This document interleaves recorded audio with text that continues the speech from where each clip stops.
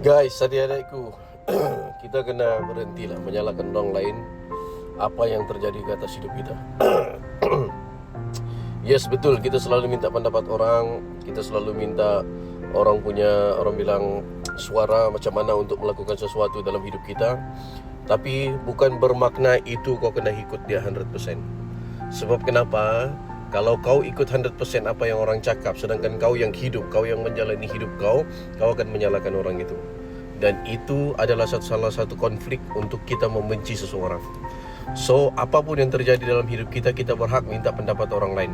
Kita berhak minta nasihat orang lain. Kita berhak untuk minta panduan daripada orang lain. Tetapi dalam berbuat keputusan, kita sendiri yang berbuat keputusan.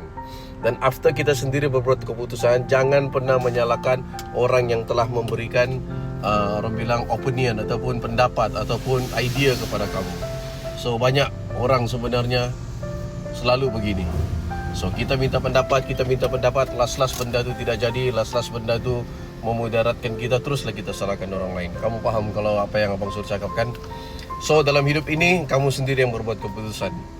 Yang lain-lain cuma guideline saja ataupun pendapat-pendapat saja. Kamu boleh ikut, tapi itu tidak mempengaruhi keputusan kamu. Sebab kamu sendiri yang berbuat keputusan. Dan jangan pernah salahkan orang lain tentang apa yang terjadi di dalam hidup kamu. Sebab kamu sendiri yang berbuat keputusan. Kau pelan-pelan lah.